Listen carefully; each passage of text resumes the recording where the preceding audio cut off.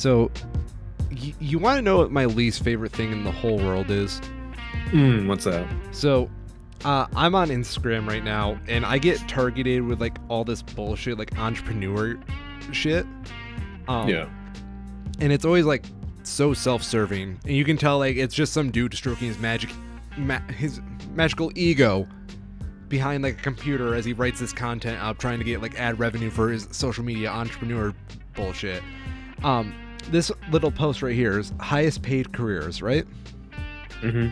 And it's very flawed. Okay, so bottom of the list, number 23 is financial advisor, 22 pharmacist, business operations manager. After that, sales manager, a lawyer, a pilot, financial manager, marketing manager, a podiatrist, which is misspelt, an IT manager. Number 13, we have petroleum engineer, and then it skips a whole bunch with 2 through 12 for healthcare jobs. Would you like to guess what number 1 is? I have no idea. Number 1, a business owner, because the income is unlimited. I guess it's not. No, that is just wrong. Isn't it? Yeah. There's only so much income in the world. Even Jeff There's Bezos will hit a cap. there's a finite. All economics is finite. Yeah. That's the problem Yeah, with that's constant weird. growth.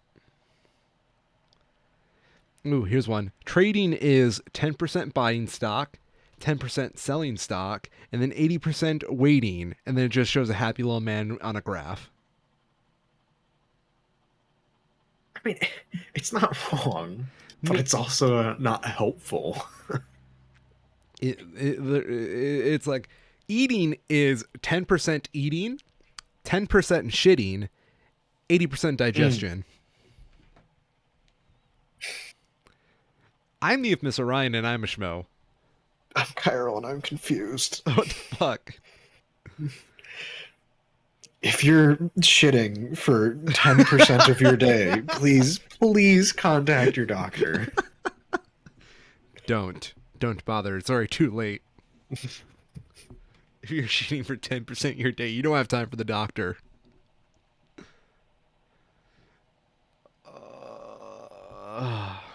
Welcome everybody to the Two Schmo Show. It has been a week of watching Elon flail like a fish on Twitter, and I'm all for it. I love how he Yeah. tries to pull this Death Note bullshit where he's like, haha, you have fallen into my scheme all along. And you realize he has no scheme. Well, yeah. We'll get into some of the details here, but that is the puzzling thing is like what was he trying to do? By Twitter. I feel like that must have been it, right? He must have actually wanted to buy Twitter at the time Yeah. and just didn't really think it through as to how much that was going to cost him and then tried to weasel his way out of it once he did. Like, this must be the man that's just so used to just buying whatever he wants whenever he wants that he didn't think to consider he might not be able to actually afford something. Do you think he like tried coming up with this idea while he was like drunk or something? And this was like a really bad drunken impulse buy? Like we all know that feeling, right? I don't drink, but I know the impulse buy feeling. Yeah. Yeah. Well, I don't necessarily think so. I'm not gonna like go back into his Twitter that far or at all for that matter because I just don't care. Keep your mental health. But at the time, it didn't. I don't know. It doesn't seem like I don't think it's possible for something of this scale to be that impulsive. I'm not sure. It's just there's so many moving parts that have to go through with this. That being pure, I wouldn't say impulse, but definitely ego. There you go. Now I'm kind of curious. What is Elon's like impulse buys? Do you think like he just buys a fucking horse because he can, Sure or seems because like he's he trying to buys buy child someone support silent? payments. Oh, that was a low blow. Good one. It is. This is as good a time as any to remember how weird his entire family is. Are you going to talk about his Because dad? yes, I in knew part, it. because it's not just him, Yeah. right? Yeah. There's a joke that everybody had about how this is the first time Elon's tried to pull out of anything because he has like 12 children allegedly now with like 5 people, something like that. 12 or 10. And it's the exact same thing with his father, Yes. where we got this story earlier this week about how I'm pretty sure this is an allegedly kind of thing, but like the guy's been interviewed since and hasn't denied it, which tells you about all you need to fucking know. Where allegedly Elon Musk's father has fostered 2 children with his stepdaughter. Ooh-wee. Yeah. He's going, what was it? Full father uncle or whatever it is. Oh yeah, my uncle's my what is it? Uncle father and aunt mom. Yeah, Yeah. because his the dynamics of it are and should be absolutely bizarre because like it's very fucked up. But it's his I don't know if it's his current wife because I'm sure he's had multiple because all of these people have because they're so stupid and inhuman that they can't maintain a relationship to save their life. Yeah. Um but uh a wife that he has had who had a child from a previous relationship. So it's not his like by blood child. He has had children with both of them now, allegedly. And it's very weird. And he's gone on the record to basically say that he and presumably given his behavior, Elon believe that one of like basically the only purpose of them being on Earth is to basically just have more children. It's Um. just like, okay, sure, dude. Yeah. Go ahead. Just weird shit. Weird shit. I mean, at least they can afford to have children. Yeah, I guess so. Yeah. You know, they got all that, Blood blood diamond diamond. money. How would you feel if like you knew your whole family's like wealth was based off something so unethical? So I would probably do basically what Elon has been doing and take any steps possible to at least give the appearance of new wealth from other ventures. There you go. Like, oh no, this isn't our blood diamond money. We've refined it and filtered it through various tech companies into all new money, we swear. It's just a lazier version of money laundering. That's good. Good. Thank you for allowing me to see that connection there, good sir. Mm-hmm. Besides what's going on with the Musk, America's new favorite Kardashians, um, what else is going on in the news this week, Kyril? Well, So, I want to talk a bit more about this though, because there's oh some really shit, good particular details go in on. the complaint that Twitter filed that I found very amusing. Um, there's been lots of really good Twitter threads and articles posted by actual lawyers going over the exact degree of how fucked Elon is. And as it happens, that degree is very. Okay. It certainly seems by all uh, not absolutely insane accounts that Elon is going to be getting the short end of at least one stick at the end of this. At least one Um, stick. Yeah, there may be more, but we'll see how that goes. Once they actually they haven't really done much yet. This has just been a lot of filings going back and forth, and there is still the chance for Elon to lose gracefully. I'll put it that way. Um, but we've not yet really had that. It's just all been talk. The filing that Twitter had, though, is very good. It's being distributed and thrown around there, so its entirety is out there. But there is some very interesting stuff that has come out of it. Okay. So the first main thing is that tweet Elon being terminally online is very much coming back and biting him in the ass. Of the some 140 plus complaints that Twitter has in their filing, about 20 of them are just tweets that Elon has made of them basically just going, "Come on, look at this shit." So there's one here where the discussion around the bots on Twitter has been a major focus of Elon, right? Okay. And included in this filing is his "To find out, my team will do a random sample of 100 followers of Twitter. I invite others to repeat the process and see what they discover. Any sensible random sampling process is fine. If many people independently get similar results for percent of fake spam duplicate accounts, that will be telling." Even though this was tweeted the exact same day that Twitter had a meeting with Elon Musk to explain their process for how they determine the number of bots that are present on their channel and how they weed out and flag and remove spam.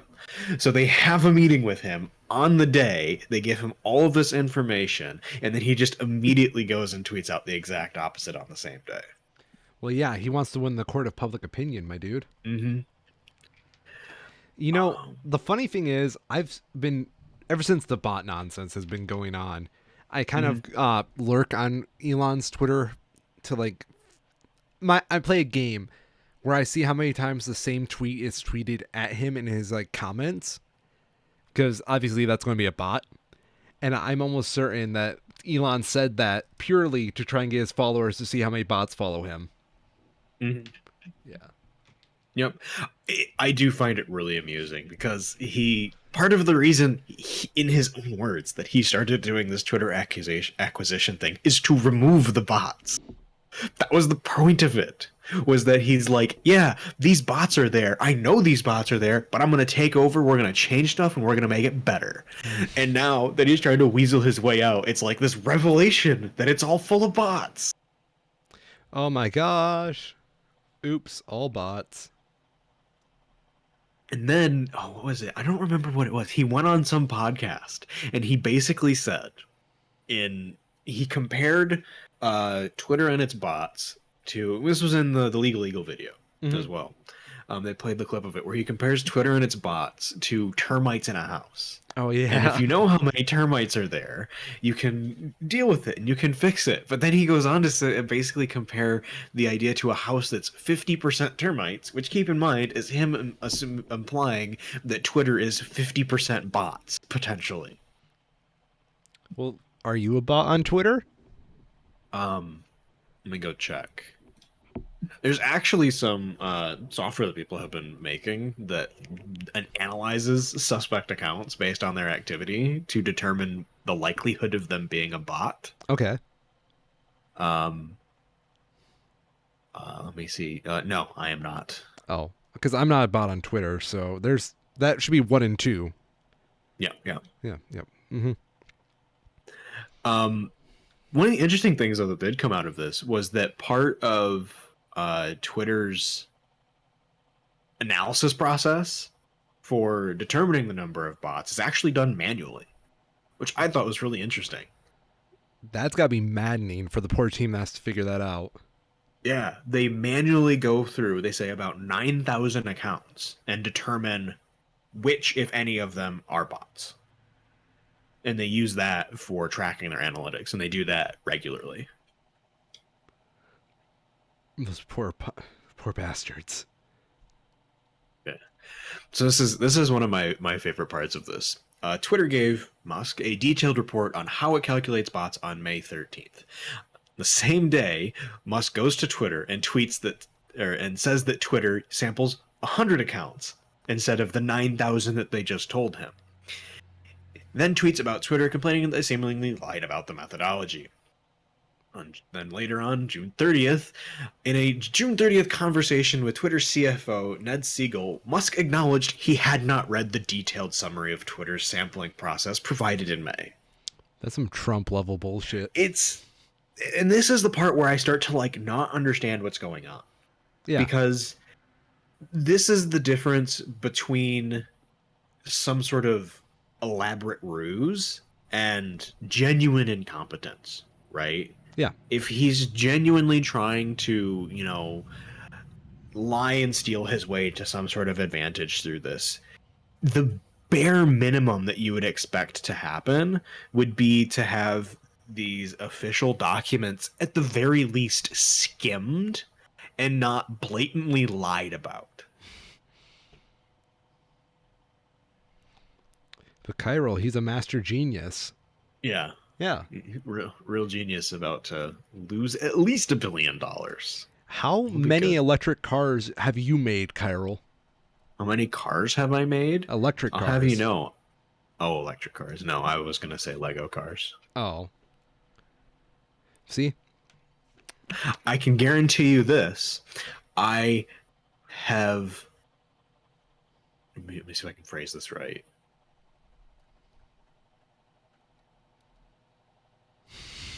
I have lied about the number of electric cars that I've produced to a far greater degree, or far lesser degree, than Elon Musk has. Good answer. That's I funny. had to think about that one. Yeah. To, like, twist it around. Yeah, where's the Tesla semi truck, Elon? Where's the Cybertruck? Where's the fucking tunnel? Oh, it's just those exist. They're just garbage. Are they garbage? Oh yeah, That's unfortunate. it's like a die from light flooding simulator. What about that robot he unveiled like last year? I still think that was probably more of a joke with the way they presented it, because it's like obviously dumb. But yeah, no, there's been nothing on that. Yeah, one moment. I'm currently looking into this. Now, there appears to be a page where they have a Tesla bot listed. There. Can you send it to me? Yes. Oh, there it is right there on Tesla.com. Seriously? Yes, the Tesla bot is listed on this link I am sending to you, tesla.com/AI, kind of towards the bottom of the page. They're hiding it, but it's on there. Tesla bot. They just still have the same shitty picture. Yeah. One of my favorite takes on this about why it's so dumb is that, like, the whole point of having robots is that they're able to do things more efficiently and with more targeted precision than humans can. Mm-hmm. So why the hell would you make a robot that actually looks like a human? It makes no sense. From like even like a high level concept area, it makes no sense, because there's no way that they cannot make that cheaper than just paying someone minimum wage. They can't. No. There's I don't know. It depends on how durable that thing is. But if it's durable, it's not going to be cheap. Humanoid robot capable of performing tasks that are unsafe, repetitive, or boring. Yeah, we did that, but we didn't make them bipedal because it doesn't make sense to. If you has, I am convinced this man has never seen an assembly line. Because as soon as you do, you go, "Oh yeah, that makes way more sense." I don't know, good sir. Genius. What else is on Tesla's website? I'm curious now. They have some dojo shit. I'm trying to figure out what the hell this is. A dojo? I don't think it's like that. I think it's just like buzzword, but I've never heard of it, which is kind of weird. Yeah. Uh, ooh, there's the Tesla shop. What's in the Tesla shop? Ooh, a wall connector. Very nice, Oh Elon. Thank boy. you. Very cool. A charging adapter. Nice. You can get a Tesla shop gift card, Kyrol. Oh boy. You can get pet liner. Ooh, Wait, look at what? all this junk. Oh.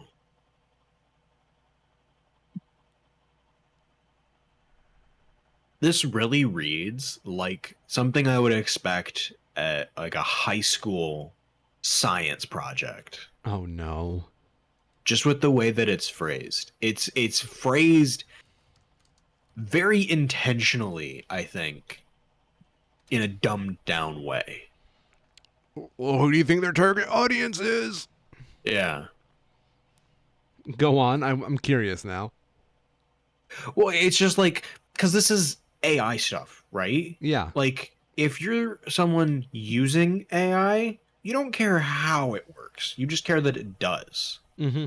And all of this seems to me to be written in a way that some like the kind of person who's gonna buy a Tesla but doesn't really care how it works would be skimming this and reading it and just going like nodding along. Mm-hmm. Mm-hmm. Mm-hmm. Mm-hmm. Yes, I am also Very smart. nice. Yeah. Uh. So I actually have their Tesla Dojo technology white paper pulled up here. A guide to Tesla's configurable floating point formats and arithmetic. Okay, go on. This standard specifies Tesla's arithmetic formats and methods for the new 16-bit and 8-bit binary floating point arithmetic in computer programming environments for deep learning neural network training. The standard also specifies exception conditions and the status flags thereof. An implementation of a floating point system conforming to this standard may be realized entirely in software, entirely in hardware, or in any combination of software and hardware. Wow, they have nothing.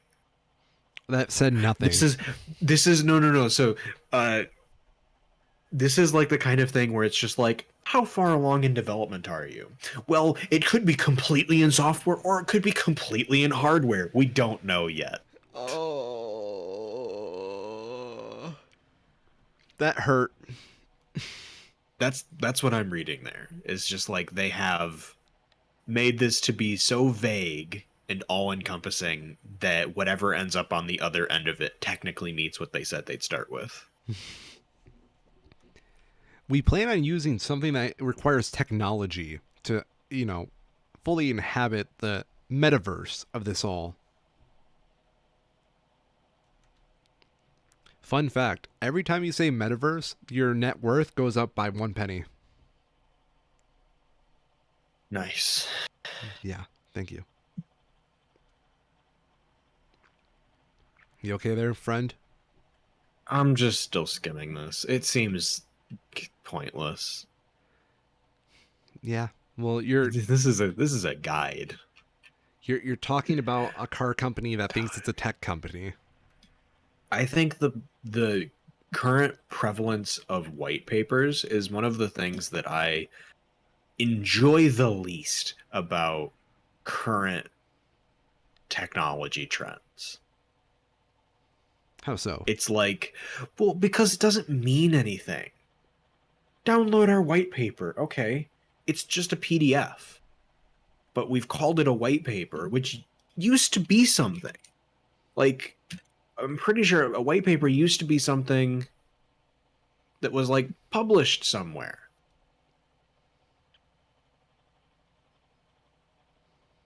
But now you can just put any PDF out there and call it a white paper because it's a buzzword. It doesn't have to be published anywhere.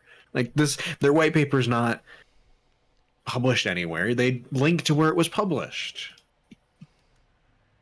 It's just a buzzword because that's what everything is now. Yeah, everything's a buzzword, dude.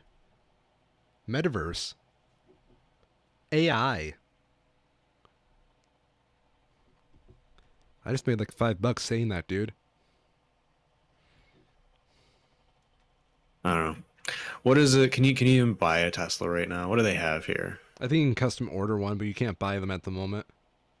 Oh, they're doing solar now. Oh, okay. Elon's after those government subsidies. Apparently.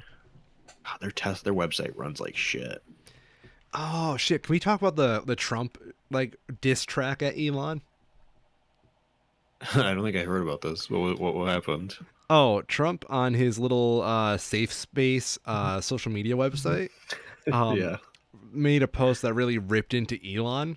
I shared it in our Oh yeah, Discord. yeah, I remember now. Yeah. Yeah. In the words of Trump, when Elon came to the White House asking me for help on all of his many subsidized projects, whether it's electric cars that don't drive long enough, driverless cars that crash, or rocket ships to nowhere, without which subsidies he'd be worthless, and telling me how he was a big Trump fan and Republican, I could have said, drop to your knees and beg, and he would have done it. How was that? I believe him. No, I Yeah. believe him. Yeah. Like the best part of this for me is the picture that's attached to it. That I hope for Elon's sake is photoshopped because it is one of the least well-fitting suits I have seen in a long time.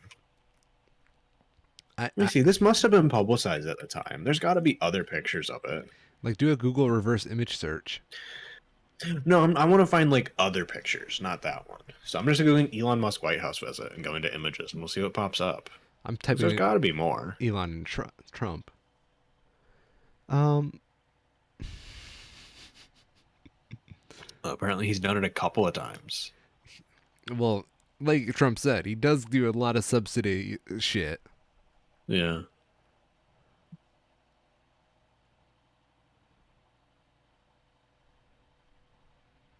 Hmm. There's like this one photo where Elon looks generally scared of Trump. I'm gonna put it in the Mm-hmm. chat. Yeah. You can see like I'm fear in his notably not eyes. seeing any pictures of the specific tie that he was wearing at that one. Oh, you're right. Oh yeah.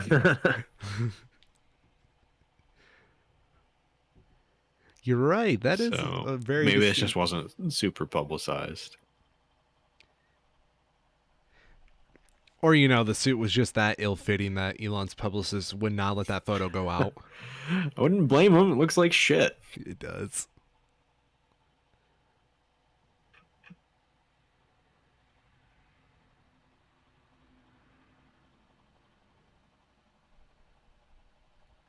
Yeah, I'm just finding the same article. I hope it's a real picture because it's very funny. It is funny. If not, Trump has some great photoshoppers under his belt, and he should be very proud of that. Mm-hmm. I mean, he's got basically all of 4chan, so it's Like, like all the internet. pretty much.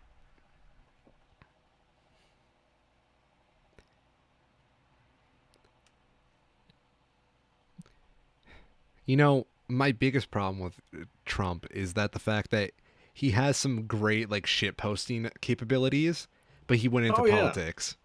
So it is very reminiscent of the recent spat that there was on Twitter of people saying that Jon Stewart should run for president, I remember that. which is like sort of broadly appealing, like yeah, everybody kind of like at least on the left, Yeah. most people like Jon Stewart. Um, where is he? I follow him on Twitter. He responded to it like 24 hours afterwards because he's not on Twitter all the time, Whoa, what?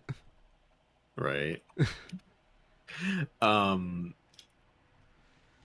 and he had a good like very short response. What was it like? No, thank you. Yeah, basically. Yeah. Yeah. Classy. No, thank you. But it's the same idea. Like he's a great personality, but you don't want a personality for president. Like we just saw why you don't want that. You want somebody who actually has the experience and the desire to do the job well, Yes. to either be in the executive or to facilitate meaningful change, hopefully for the better.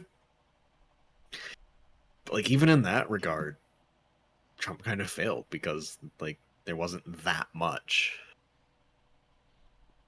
Yeah. that happened. Like the fact that the like so we know that it didn't really work how they wanted it to because we saw how it went on January 6th, right? Like we saw the degree that they had to go when they couldn't get shit done.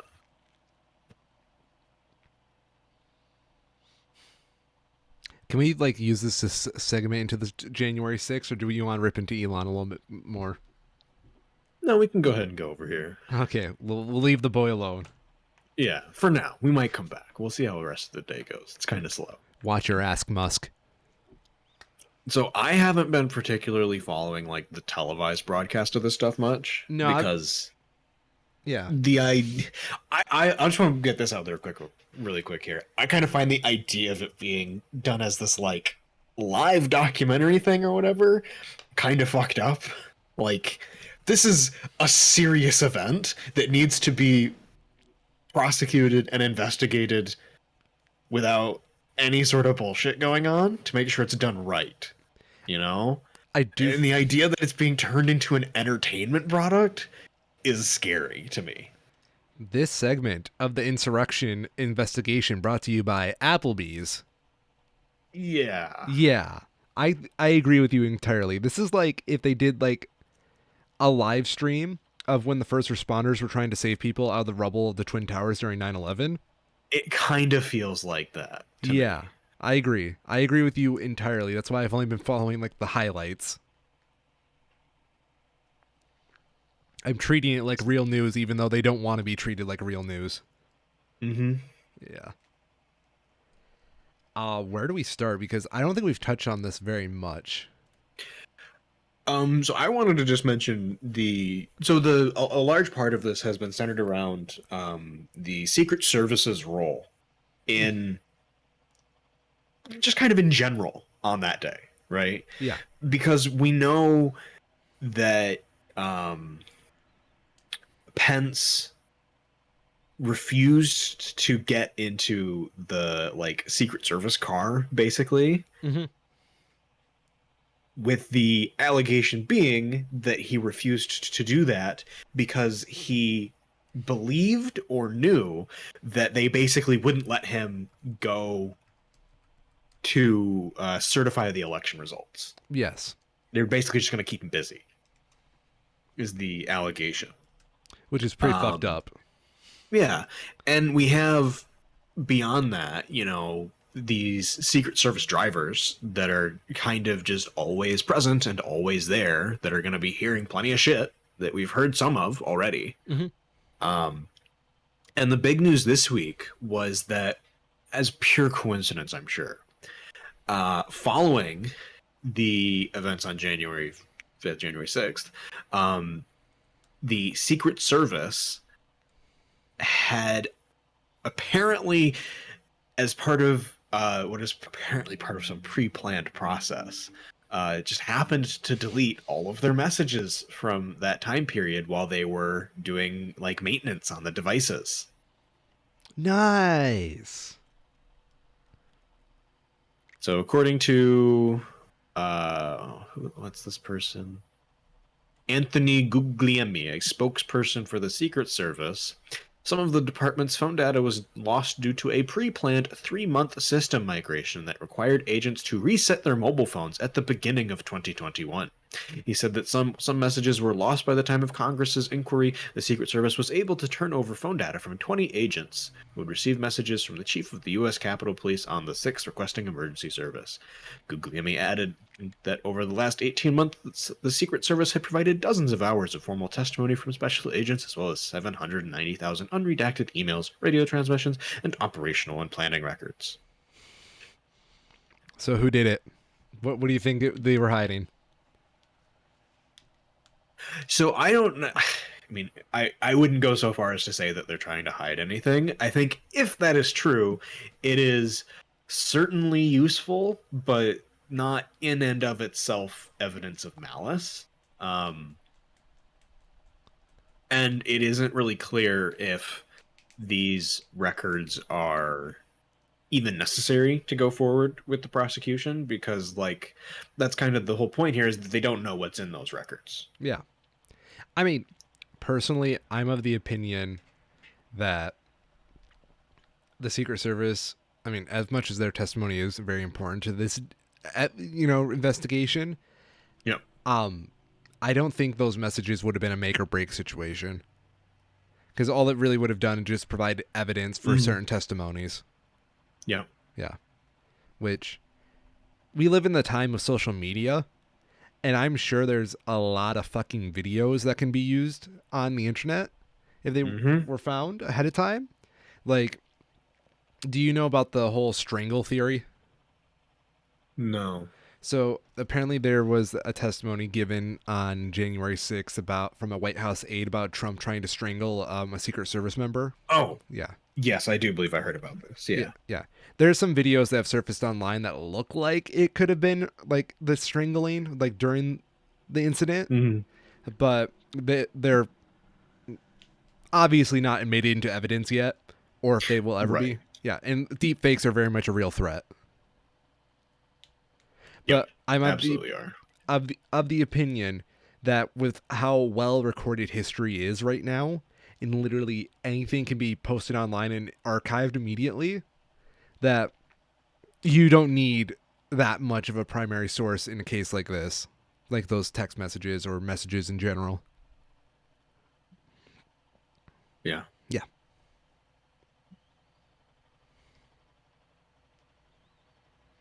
Where else do we go with this investigation? That'll be the question, right? Yeah. Like the investigation doesn't have like a specific endpoint it's trying to reach. It's Mm. just trying to determine what all, if anything, happened. And we have definitely confirmed at this point what the intention of the people involved was. There's not really a question as to that point. It's how far did they go to actually make that into a reality. Yeah. One of the other things I was saying this week that I just didn't even really think about because it's kind of nothing was a sort of like parallel plot that turned into basically being nothing because it was less extreme than what allegedly ended up being attempted. Mm. I guess we don't have to say allegedly at this point, right? There are certain members of the former executive and the Senate, the House, Congress that took discernible actions along this plan. Is it? I have the right person here. I don't think I have the right person. No, it's not him. Uh, certain member of Congress who actually filed the motion to start the process in Congress that would allow this to go forward. Like stuff like that. Like that's very well recorded that the plan started. Mm-hmm. We just don't know to what degree it ended. Yeah. Right. Yeah. But one of these like side schemes involved trying to go through the courts. I'm trying to see if I can find it real quick. The gist of it was that they didn't do it because the whole point in the plan that they did go with was to go around the courts entirely by keeping this a congressional thing. Mm. Mm-hmm. But it's this thing that came out that's just like, yeah, that's clearly fucked up. And then you have to remember that what they did was even worse than that.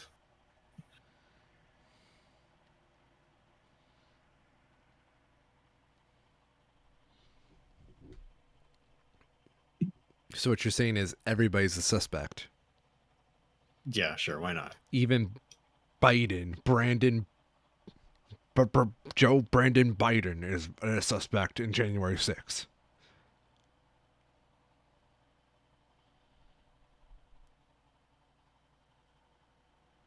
completely changing the topic. Oh my god. Oh, sorry, it's getting a little too heated, you know. Yeah, you're right. You're right. Yeah. Yeah. Just like Europe. Our segues are fucking on fire today. Yeah. Okay. Yeah, it is warm in the European continent. I gotta pull up this BBC article again though, because it was funny. Okay. Uh, it is genuinely expected to get very hot in Europe right now. Portugal hit 47 Celsius, just like 110, no more than 110, close to 120 Fahrenheit. Very hot, no doubt about it. Where? Oh yeah. So two parts that I thought were really amusing. One is that on the BBC's website, they have news articles about how it's reaching all the way up to 80 Fahrenheit today. Mm-hmm. 86. Um, in fairness, though, tomorrow it is expected to go up over 100, which Ew. is very hot, right? The major thing that needs to be kept in consideration is that in the home, at least, air conditioning is not common in Europe. Really? Oh yeah, no, because they've not needed it. That's so weird. That's like something my American mind cannot get around because like we Mhm. need AC. Well, right. Yeah. We don't necessarily need it for cooling. It's because of the humidity, right? Yeah. Humidity in Michigan sucks. It like even on a relatively mild day like today, you can't have windows open because it just gets everything wet. Yeah. This is what you get for So living on a peninsula. yeah, I guess that's fair. um, but yeah, not at all common in Europe. The other side of that though is that in the US that's like one of the major differences that contributes to our increased energy usage is that like we do have air conditioning and it does get used a lot more regularly. So it Mm-hmm. just takes a lot more energy. Of course. Um but yeah, we I think this is talking about Spain and record temperatures. Uh-oh. New record set as temperatures topped 40 Celsius across Spain and Portugal on Wednesday. This is a bit in the past here. Northwest Spain city of Orense set all-time temperature record of, I'm just going to round and call it 110 Fahrenheit. Same day, no, sorry, Wednesday, the day after, Zamora hit 106. So yeah, it's not great. The major problem, like the temperatures get memed a bit, um, and I think rightfully so, because like while the news probably puts a little bit too much emphasis on it compared to the greater risks, people do on social media too, and it's always funny to meme on people, get back at them a bit. But the very real risk is that increased temperatures mean people die, and the risk of forest fires exponentially increases. Mm-hmm. So, Portugal is currently experiencing a large forest fire that I believe is being mostly controlled, but is not out. And the risk of more occurring as this heat wave continues up through the rest of Europe increases with it. Like right now, the heat wave is kind of in that Spain, Portugal, southern France area. But with the way that the weather is going there, it's going to start pushing that further up through more of France and into the UK and sort of along the bordering countries there as the heat progresses. Mm-hmm. So yeah, it could get much worse. And them not having ready means to combat these extreme temperatures in places where people need to like live and work is going to be the real problem. I agree. I mean, I think people liked being habitable areas. Hmm. Yeah, we tend to work best when we're comfortable. Yes, Yes, absolutely. yes.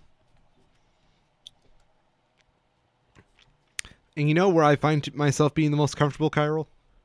Where's that? In a blood diamond mine, actually. That's why I would like to speak out to our sponsor today, Tesla. Oh yeah. Yeah. See, I was gonna say BMW. Oh, there you go. Uh, we can shill for their new heated seat subscription service. Oh my gosh, that's the dumbest thing ever. Would you pay for that? No, I don't know. I feel like. heated seats are so fucking overrated. Oh, I'm sorry. Have you driven in the winter? Yes. They are a luxury, but you really Yes. don't need them to function. Like, okay, if I had a car, right? If I was going to buy between two cars, I'd probably get the one with the heated seats, but I would not pay for a subscription service for heated seats. So I can say I actually had this question come up uh, for my family while we were looking at cars. Yes. And we kind of agreed that for the cost increase between like the models that have the heated seats and ones that potentially don't, it's just not worth it. What you get is like it's because you're looking, even though not everyone is going to nickel and dime for 10-15 bucks a month for Mm, heated seats. They're just charging you 1 or 2 grand up front instead. interesting. And like that's not an insignificant amount of money, and you generally get other stuff with it because it comes in like package deals. Yeah. But eh, cars have gotten too complicated in my opinion over time, Yes, I agree. and less stuff to break that requires technology to control it is like just like keep I am waiting for someone to come out with like the dumb car, like something it's got anti-lock brakes, it's got power steering, maybe power brakes, and that's it. You get a tape deck still, but they'll put it out there as a new car for like 15 grand, I and was people act- are gonna buy it up. I was about to say we can call it the pragmatic car. I would love something like that, just Yeah. something cheap and dead simple that side skirts all the bullshit that new car design has required now. I think the problem with most cars is every car already knows you're getting a car, but it wants to be a luxury item. And quite Right. frankly, nobody Cars wants. aren't. Yeah, I You agree. need one. Our cities and roads are not built for luxury. We just need transportation because the bus system sucks. Yep. Talk to me once we have public transportation, like finally figure it out. Then we'll talk about luxury vehicles. Really interesting thing that I was watching some podcasts about this week. Okay. So, we have this chip shortage for cars, right? Okay. Uh, it was announced this week that for the upcoming fiscal year, Nvidia, makes graphics cards, has effectively bought too much GPUs or too much fabrication space from Taiwan Semiconductor for producing their GPUs. Okay. And Nvidia was trying to basically get out of their order commitments so that they could make less stuff. Excuse me. Because now that we've had this big crypto crash, they're forecasting that they're going to sell way less graphics cards. I wonder why. Right? And Taiwan Semiconductor came back and basically said, sorry, no. We can delay some of your shipments, but you're still going to be on the hook for the full amount. Mm. And it was making people question, like, oh, well, if there's this open space for fabrication, can't NVIDIA basically sell their space to other companies? And they can, but other companies don't use advanced enough chips to take advantage of this specific fabrication space. And the question was cars, right? Because Yeah. we have this big shortage of uh, computer chips for cars. That's the main holdup right now. And the problem is that most cars use such old technology that these modern chips just aren't effective for them. They're not designed for it. And they'd have to like make something completely new to take advantage of it. Mm-hmm. And it's gotten to the point where the manufacturers of the computer chips are basically starting to come to these car companies who are just like, hey, can you make more of this 30-year-old thing? Not that bad, but that's like the gist of it. That's what it feels like for these people. And they're having to come back and just be like, no, we're not. Make something new and use the new stuff. And that's the problem that we're at right now, where these car companies are stuck using this shit that's just so out of date that the companies that they're trying to partner with don't even want to sell it to them because it's such garbage. That's hilarious. Well, it's tragic, but it's hilarious. Yeah. In like an ironic way. Mm-hmm. Luckily, we have our sponsor today, Tesla, to thank for. Yeah. Yeah. I'm halfway serious about the pragmatic car dealership idea. We need to get in on that. Because I would love it. if there's one thing those Indian Twitter and Instagram accounts that try to teach me to be an entrepreneur, are trying to, taught me, is we need to get in on it. Get in on it while it's good. Let's revitalize Detroit.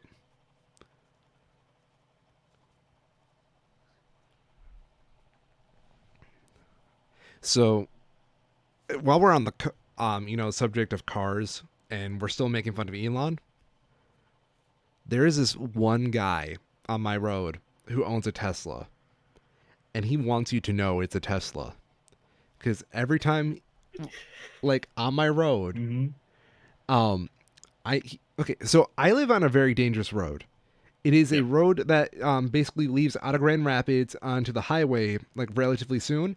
So once you're out of city limits, people just go speeding down this motherfucker. I see cars going down here going 70, and this is like right outside of town. Tesla, Mr. Tesla, likes to come down my road really fucking loud and obnoxious every time just to show they have a fucking Tesla. Mm-hmm. And you know what I found out the other day? What's that? They go to my gym, and their Tesla is a pristine white. It's a pristine white Tesla. My gym is right across the street from a Taco Bell. And not saying I did this, but I had a moral quandary that day where I debated the pros and cons to slamming this guy with a 5-layer burrito on his Tesla. Would have been very amusing. Yes, thank you. So one of the best things that I've seen lately is that because people with Teslas want you to know they have a Tesla. Right? Everybody, yeah. One of the best things that I've seen that I've not had a chance to implement is because I'm very lucky that I don't personally know anybody who does that, or I don't work with anybody who does it. Yeah. But someone who does said that they have started, whenever somebody starts to talk about their car, they explicitly beat around the bush of not saying Tesla. So they'll be like, oh yeah, that new electric car you got, and stuff like that, but never actually say the word Tesla, just to make them get pissed off because you're not acknowledging the make and the model that they want so badly. Mm-hmm. That's what you're paying for. Yeah, it is. Yeah. You're not paying for anything else, that's for damn sure. Damn. So I have a friend who has a Tesla at his house because he bought into the hype when Tesla was still pretty new. It's an older Tesla. Old for a Tesla. That's a better way of putting it.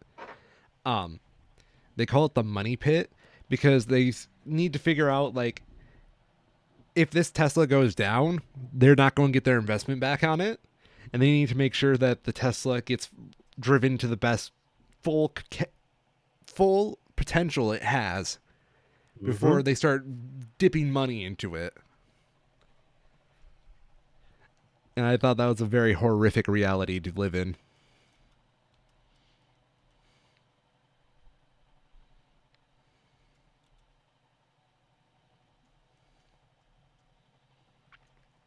What else do we have on the table, Mr. Kyrol? Okay.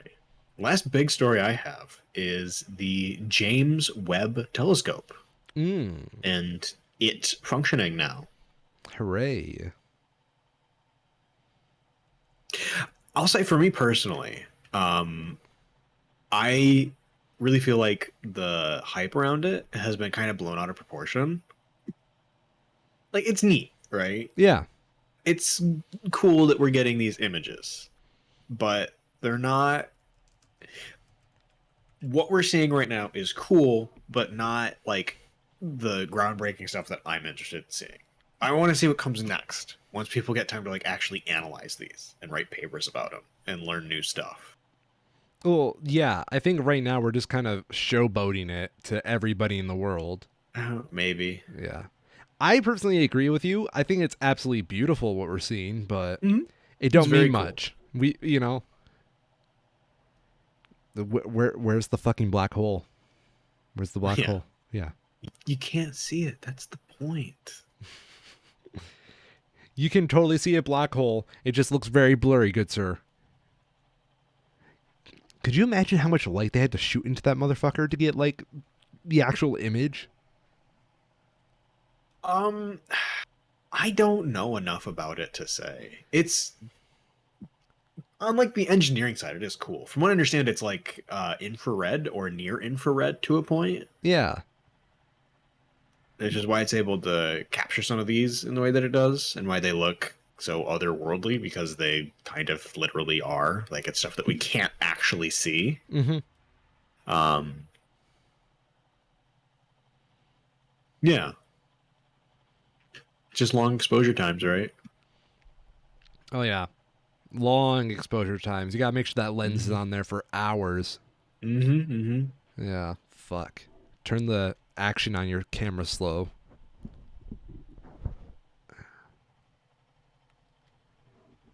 What are you hoping we see with that space telescope? I'm not hoping for anything in particular. Mm. I really just want it to enable us to, like, because there's so many different things that it should help with, but none of them are, as far as I know, like especially novel. Right? It's just like the next upgrade from what we had before to keep answering the questions that we've already had. Mm-hmm. Better pictures, better data, more data in order to make calculations and conclusions. That's the main thing. Okay. It's literally a higher resolution picture, right? Unfortunately, but hear me out, dude. Right? Mm. Aliens. It's Yeah. about time. Uh, What? You don't like the jovial joke I just placed on in front of you, good sir? no, not. I wouldn't say that. I don't know. Yeah. The alien stuff would be cool, but is not really what I would hope we would get from it. Do you want to just go full Joe Rogan on this podcast, dude? Talk about aliens? No, not really. Come on, man. We can talk about eating elk meat. Jordan Peterson's not on Twitter. I could probably get him in the call. Oh yeah, we had that Peterson meme come out, didn't we? Yeah, dude. This week. See who cancels who. So dumb. It only My makes favorite. sense. Oh, sorry, go on. I was gonna say my favorite comparison is I never really think about it because I don't watch him that much, but he talks like a Red Alert villain. I've heard so many different ways that people describe Jordan Peterson like as a speaker. Mm-hmm. I have a friend who considers him like a Kermit the Frog who's trying to sound smarter than Kermit the Frog actually is. Which Yep, I think that's, that's yeah. What you don't know, Kyril, is that there are cultural Marxists around here trying to cancel me because I'm too fly for a white guy.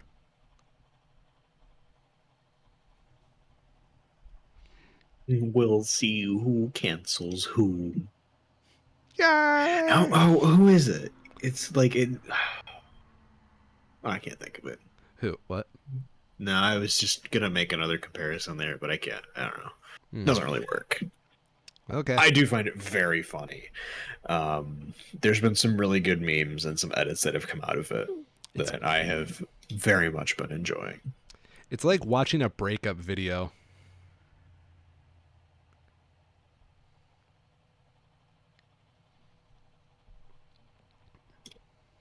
Okay. I have two movies that have technically released this week that we can talk about. Bring him on. Okay. I'm not afraid. First Yeah. first one, The Gray Man, Mm. latest from the Russo brothers. Oh, so like actual legit like filmmakers. Yes, it's not doing well. Like Oh this is no. definitely a legitimate movie. It's at 53% right now. Okay. Has Ryan Gosling, Chris Evans, apparently in some sort of spy versus spy action movie thing. Mm-hmm. I've never heard of it, which seems kind of weird because you'd think they would want people, they would advertise the shit out of this. I mean, it's the Russo brothers. Yeah. The Russo brothers, as in two of the highest grossing films of all time, Russo brothers. You know what I'm just realizing? What's up? I've only ever seen pictures of Joe Russo and not Anthony. And I'm like seeing them side by side now and just kind of like, wow, I've never seen this person before, but they are the other half of the Russo brothers. I've seen them together. I don't think I've ever seen them alone though. I don't know. Like, I don't keep up to date with them at all. Yeah, 'Cause, I respect them. yeah, they've Yeah. done some neat stuff. I mean, I think you have to have genuine talent to make something like Infinity War and Endgame work. Yep, I Yeah. would agree. Yeah.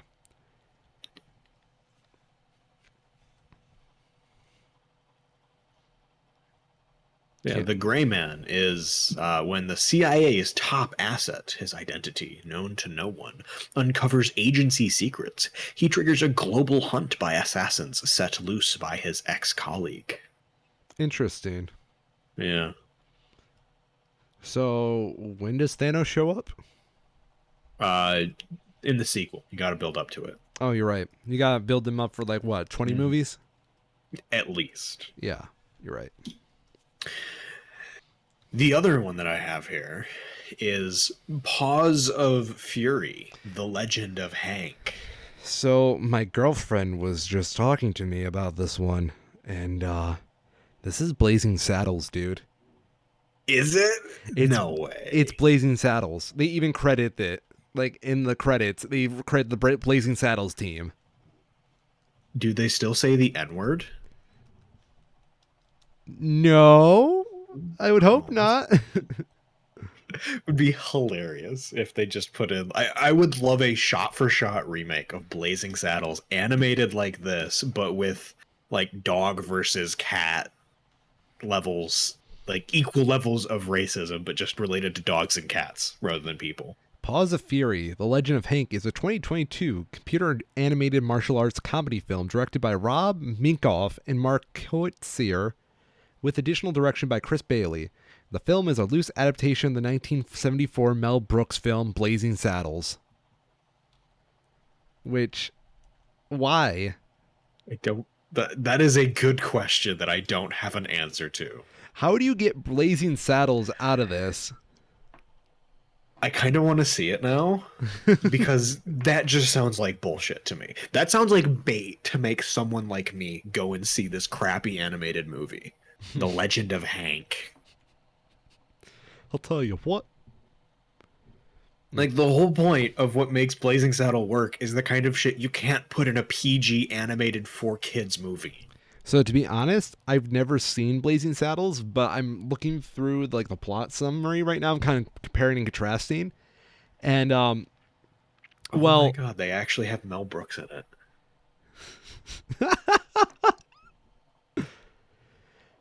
I love this tagline in the plot for Wikipedia for Blazing Saddles, where the phrase is motorcycle gangsters, Ku Klux Klan men, Nazis, and Methodists are all in the same sentence.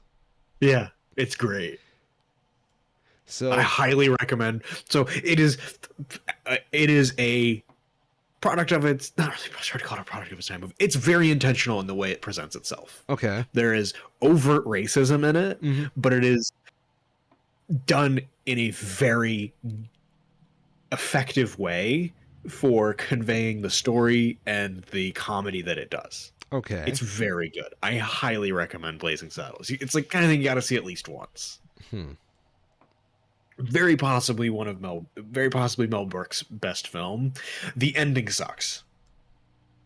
Like, it is the epitome of a movie with a bad ending, Ooh. but it's kind of charming in that way because it's just like they had 3/4 of a really, really, really good movie, and then they just completely forgot how to finish a film. In popular culture segment of Blazing Saddles, they reference Paws of Fury. So now these two films are inevitably linked forever on Wikipedia. Oh, I love some of these reviews are great. The first critic review of The Legend of Hank is simply morally reprehensible. What did they do? Paws of Fury turns a Mel Brooks blueprint into a clearinghouse for Asian cliches. Ooh. The animated martial arts themed film will make viewers long for the nuance of Blazing Saddles. Oh, I'm sorry. I didn't realize Blazing Saddles had nuance. It actually does. Oh, no. Like, yeah, it's not. It has uh, intentionally overt racism in it in order to establish itself in the time period that it is set in, and as it's very intentional. I'm struggling to find the words for it, but like, yes, it has stuff that is, problematic by current standards and wasn't exactly not problematic when it released, but is especially so now. But it was done with very intentional purpose, in the same way that Mel Brooks' other one of his more well-known comedies, The Producers, was a comedy about some Jewish guys making a play about Hitler that released like not that long after World War II, 1967. Like, 20 years is a while. It's not that long of a time period to just go, "Yup, we got the Jewish guys making the Hitler movie now." Interesting. It's a thing that he does, and he does it pretty well, but it wasn't without criticism at the time. I'm going to chalk this up to the South Park theory of racism that the only way to properly make racist jokes is to highlight how inherently stupid racism is. Right. Yeah. And it doesn't try to like pass these off as, because I wouldn't say it has racist jokes so much. Okay. It doesn't. Yeah. It has jokes, and it has like maybe there's a couple. But like that's not the point of it. It's not meant to be just like laugh at the black people, right? Yeah. It has racism because it's supposed to be a movie set in like the Western America of the 1800s, right?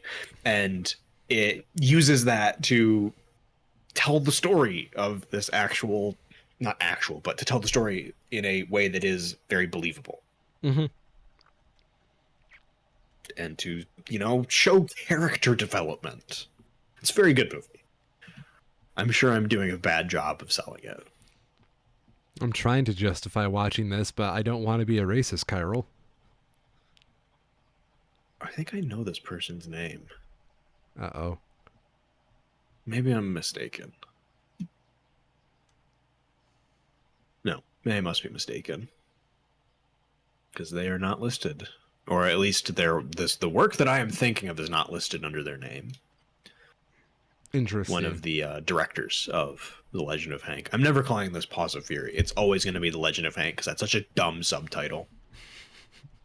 It's like Talladega Nights, the Ballad of Ricky Bobby. Yeah, exactly. Yeah. Man, they actually got like real actors for this too. Michael To a Cera. point. They've got Samuel Jackson, Ricky Gervais, Mel Gervais, Brooks. yeah, yeah.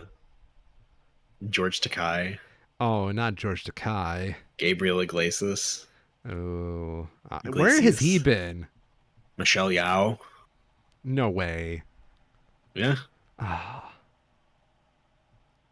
Oh God, I'm gonna Jimon Hansao, okay. Hansu. He's in the Marvel movies. He was in the first Guardians of the Galaxy, and then he dies. Mm, You recognize his face. okay. He's been in a fair bit of stuff. I'm pretty sure that's who this is. Am I wrong? Um, Dude, Gabriel Iglesias has had one hell no, of a he was film in career. plays Korath. Korath. I like it. It's in Fast and Furious, Aquaman, Captain Marvel as the same character. Apparently played Bosley in a 2019 Charlie's Angels. What? There was a Charlie's Angels. Oh yeah, there Oh, was. the reboot, right? Yeah, it did really badly. Oh, I didn't expect it to really do great.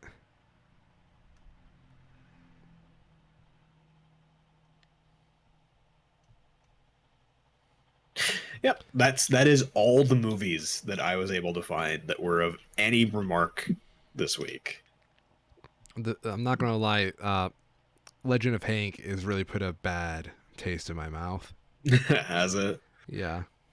Maybe you can cleanse it with some.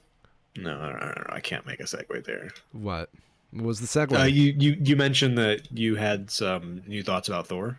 Oh, yeah. So, kind of sat, thought about it, looked deep inside myself, found Christ, and Christ came down to tell me and said, My child, it's okay not to like that movie. And I burst into tears, and I'm like, why would they do this to Thor? What did Thor ever do to them?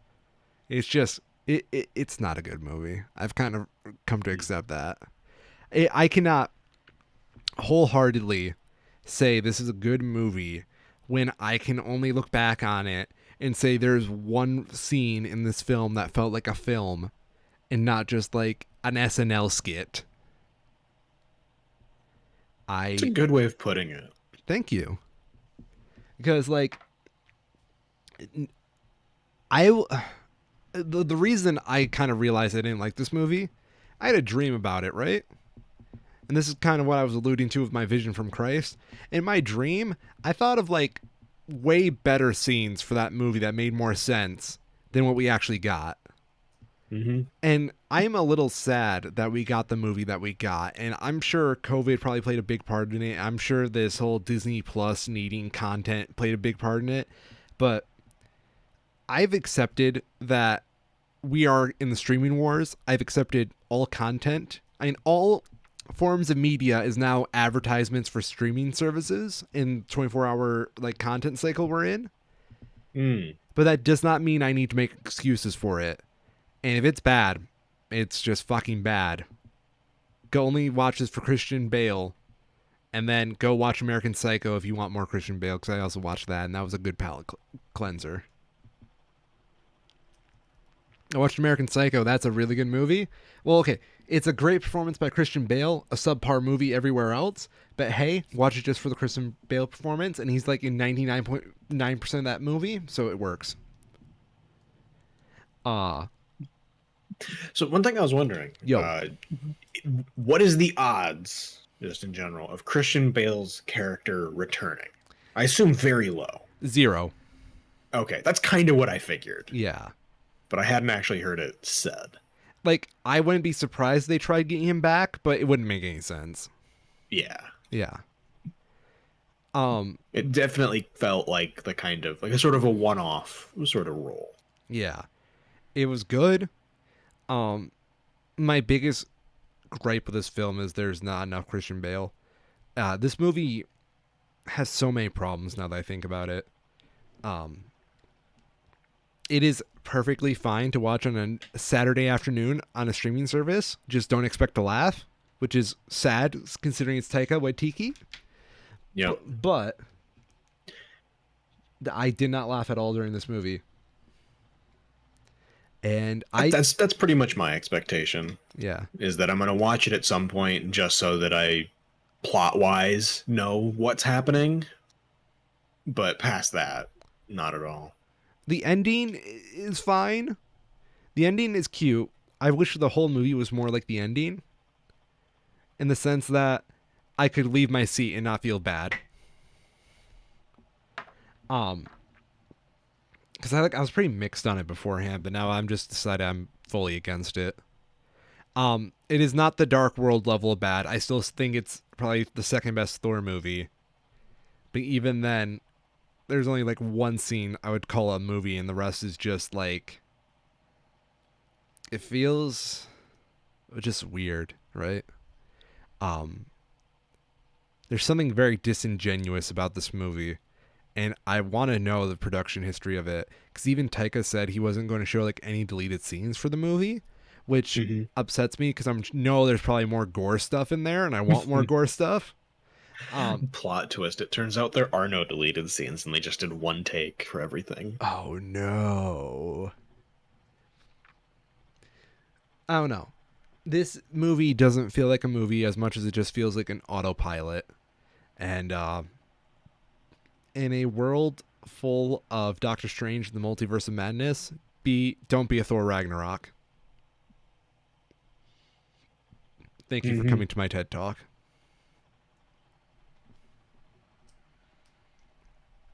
Any general questions you have about this film? No, nothing really yet. Okay. I'm still, like I said, I'm planning on seeing it still, so I don't want to get too much into it because, you know, You know, it'll.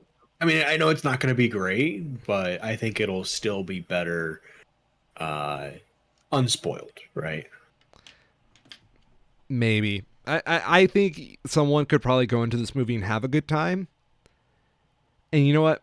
I admit I probably have the exact opposite of a nostalgia bias. I have a recency bias, and I'm probably going to be that way for the rest of my life now that I think about it. And I think my recency bias was the only thing that was stopping me from throwing up in the theater. I don't know. I've been really disappointed with Marvel's latest movies in general, honestly. Yeah, I mean, I think Spider-Man got mm-hmm, understandably a bit of a pass given what it was trying to do, mm-hmm, but we've seen like DC actually come out swinging a bit mm-hmm. lately, and Marvel's slacked a bit. It's an interesting spot to be in. Yeah, I think they're riding their end game high a little too much. Yeah. Like, I think okay, I think I'm liking Doctor Strange in the Multiverse of Madness more than I think about it. But like, I remember not being too overly impressed by that movie. But now that I think about it, it's a lot better than I think I gave it credit for. Um, but Shang-Chi, that was a good movie, but that was like a Yep. solid 6.5 on my scale. Interesting. Yeah, I would probably put like Yeah, it was good. No Way Home on an 8. Mm-hmm. I think I'm just getting a little more cynical with my movies and where I put them. Um, so like we're going anywhere. Love and Thunder, I'd probably put as a 4. Oh, wow. It's Yeah, interesting. yeah, It's quite low. it is quite low. But I Yeah. when I say four rhymes with Thor Mm-hmm. and Gore, which are Yep, characters yep. in this movie, it just makes sense, and it's how it Yeah, makes me it feel. does. Yeah, Yeah. and the quality was poor. Yeah. And to be fair, Marvel set the bar themselves, right? You know, if Ragnarok didn't exist, I'd probably be a lot happier with this movie. Yeah. I think we are in a point where the writing for some Marvel movies are definitely getting slacked off a bit, and I want to Mm-hmm. blame one thing, right? Yeah. What's that? The fact that we're getting release dates for movies before there's even scripts. Yes. I agree. Yes. I am very scared because in a week they're going to do a Diego Comic Con, and I'm worried about what release dates for what movies they're about to announce, which probably aren't even in the beginning of production. Did you hear about like how Marvel Studios are like shunned in the CGI community now. Really? Oh yeah, apparently That seems a bit much, they but yeah, I guess. they're considered the worst clients to get in the CGI community. Oh, in that way. Okay, Yeah. yes, I got you. I thought you meant like studios that do Marvel CGI were being shunned by other studios. No, I get what you mean. I can Yeah. imagine. Yeah. Which, after thinking about it, it makes a lot of sense. Yeah, Yep. for sure. Speaking of CGI a little bit, did you hear about Nintendo Pictures? I saw you put a picture of it, but I have no idea what it is. Nintendo bought an animation studio. They they buy Illumination No, they did not. so they can get control over the Mario movie? No, okay. Yeah. But I think it is very telling that Nintendo bought an animation studio while their movie's being worked on. Yeah, I guess we'll see how the Mario movie goes. Let's go. Interesting thing about Dynamo Pictures, which is the company that Nintendo is buying this animation studio. They've done some interesting stuff. Ever heard of fucking Persona 5?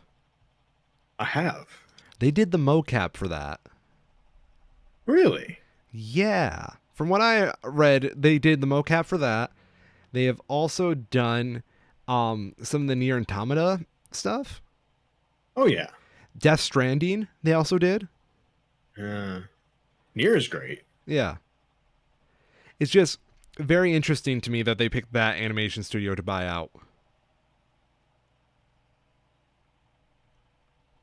I would wonder if they've done anything with Bayonetta, because that feels kind of in the same vein. Maybe. I can see what you mean there.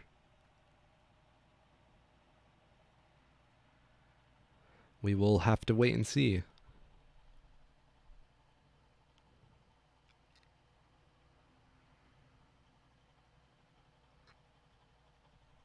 Oh, did you hear the Celsius crypto thing?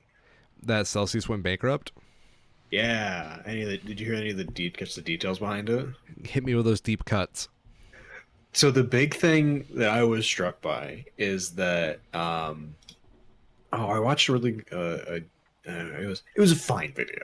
It Okay. was, I would recommend it from like an informational perspective, but there was some stuff that they did that was a bit too dramatized, but it did a good job overall of actually like covering the important pieces of information. See if I can find it here real quick. The gist of it, though, that I was taking away was that they apparently in their filing say that they currently have something like $4.7 billion in assets Okay. and 5 point something in obligations. So basically, they're $1 billion in the hole.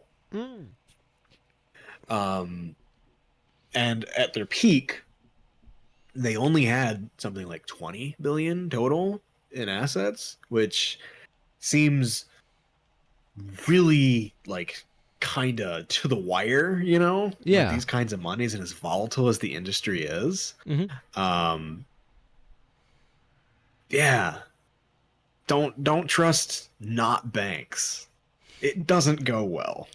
You mean those things that aren't insured by the government? Yeah. Yeah. The video I watched on it, by the way, was from CoffeeZilla, Okay.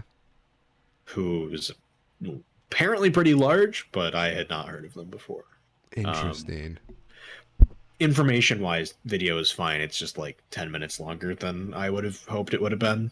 Mm-hmm. But it's totally fine. It covers the information that it needs to, and it has, in particular, some really good pieces from like interviews and podcast type things that the founder of Celsius went on to emphatically say that they are not a scam. I swear it's not a scam when it was basically a scam.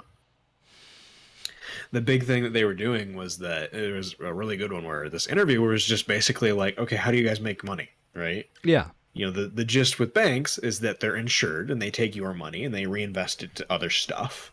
Yeah. And from that, they earn profits by, you know, trading on the stock market or other ways. You know, that's the broad strokes idea. How do you do that as a cryptocurrency company? Don't you have to buy and sell cryptocurrency to do that? You can't just hold it, because unless you sell it, you don't make any money.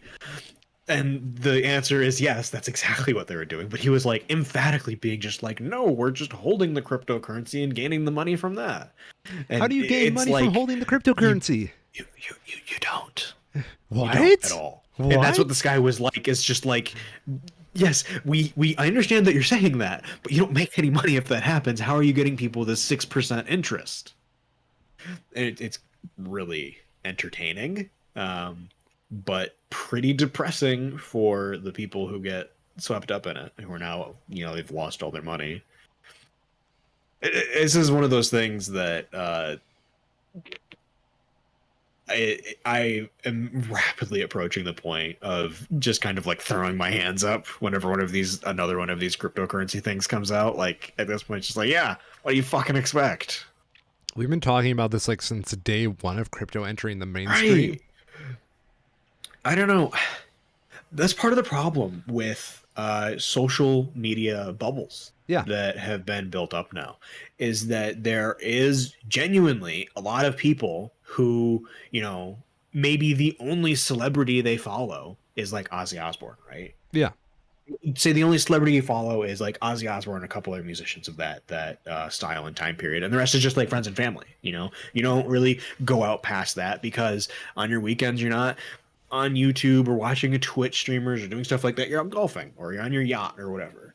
So there's genuinely people who get fucked over and scammed into these things that they don't know anything about, that don't have a way to know more about it, because their bubbles get closed off by social media algorithms.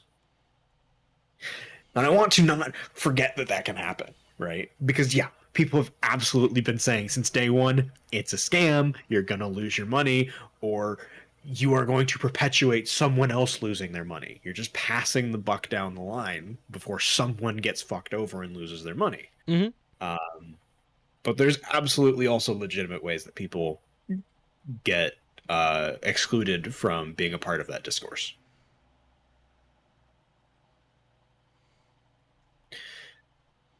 But yeah, in case there's any lingering doubt, cryptocurrency bad. No crypto good. Deregulized. No government to like insure us. Uh, no recompense when everything goes tits up. Yes. That was also one of the really good things with this one, was that because they were basically being a fake bank, you have the whole, we're decentralized cryptocurrency, as everybody puts all their cryptocurrency in control by one company. Yes. That's what decentralized means, isn't it? Means that it's what is it? Communism is when thing I don't like happens. Decentralized is when not government. Exactly, dude. We need to have like a urban dictionary of like political and economic theories right there with what people think they mean. Mm-hmm. I think that'd be very helpful.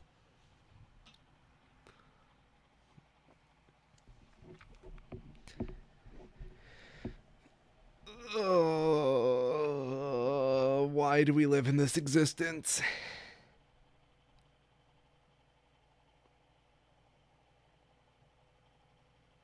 Great answer, Kyril. 10 out of 10. Yep.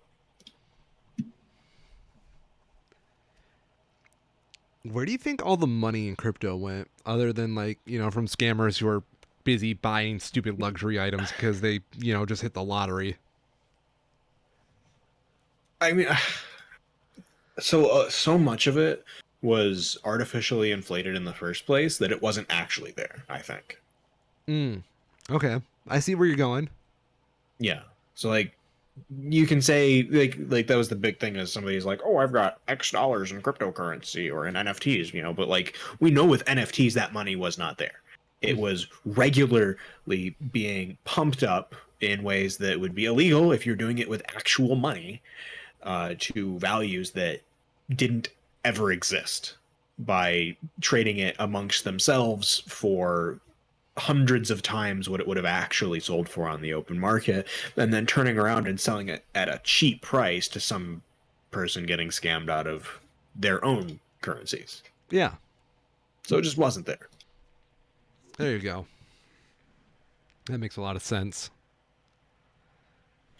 I'm sure another not insignificant part of it did just get cashed out by individuals who were in the know on like pump and dumps and stuff, right? Like that's how a lot of these work, is people, they don't call them rug pulls for nothing. The money goes to a single place, nothing actually happens with it, and the person walks off with the millions, purportedly millions of other people's money. So what you're saying is now's the time to start Schmocoin? Yes, it's the perfect time. Cool. Okay, everybody, get in on the Schmocoin business. One Schmocoin equals $1,000. Actually, no, fuck it. One Schmocoin is $1,000,000. That way we only need to sell one Schmocoin. No. You gotta add more layers to it. Fuck. Okay, what do we need for layers? Hit me. So we don't offer Schmocoin yet. Oh, you're We're right. publishing our white paper that will detail our DAO.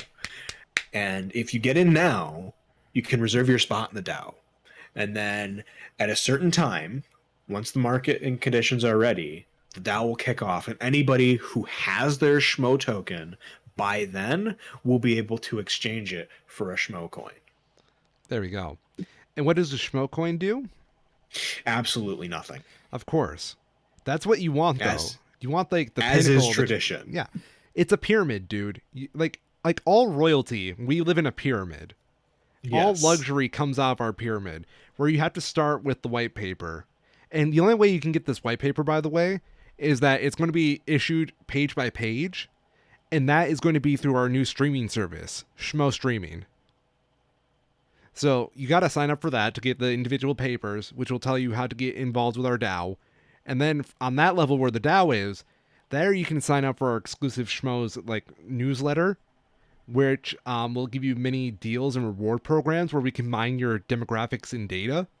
And then we'll sell that to our advertisers, and you'll get a lot of great ads straight from us, by the way. And then from our DAO program, then you can get a Schmo token. And then once you get enough Schmo tokens, well, you have to buy the Schmo tokens, of course. Then you can get a Schmo coin, and then you're at the top of the pyramid. And at the end, you just went through so much great stuff that Schmo coin is going to be immeasurable in value. It is going to be much more than just its monetary value. It's going to be all the experiences you had with us and our brand. Mm-hmm. Perfect. Thank you. Although, if you do unsubscribe from our Schmo streaming service, you're back to the bottom of the pyramid. That sounds fair, right, Kyril? Yeah. Yeah. And then if you also unsubscribe, when you get to the bottom of the pyramid, we take your Schmo coin away, and then we'll just send you like a little GIF that is just a GIF, not an NFT, of just Kyril and I with our middle fingers at you. Yep. Yeah.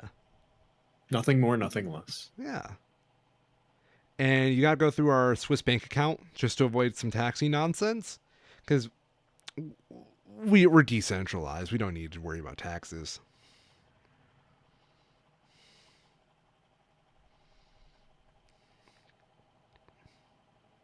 So when do we get investors, Kyril? That sounds brilliant. Well, it should be coming in any second now. Cool. Anything else we have for the show today? That's all I got. Let me skim real quick, but I don't think so. Oh, a small update, right? Yeah. The only way to get one Schmo token after you get like your first Schmo token. Hear me out, right? Mm-hmm. You got to get more people to subscribe to the service to get more Schmo tokens. For every one person you get to subscribe to the Schmo service, the streaming our subscription service, you get one token. And of course, you need 100 tokens to get one Schmo to coin, like a penny, you know? Mm. Yeah, Mm-hmm. yeah. So our pyramid, which is very much a scheme, our pyramid scheme, if you will, is flawless. Yes. Yes, As is everything we do. we're perfect. Any last words for the show today, Kyril? Nope. That's all I got. Okay. Well, I'm the infamous Orion, and I've been a Schmo. I'm Carl, and I've also been a schmo. Get your fucking Schmo tokens, plebs.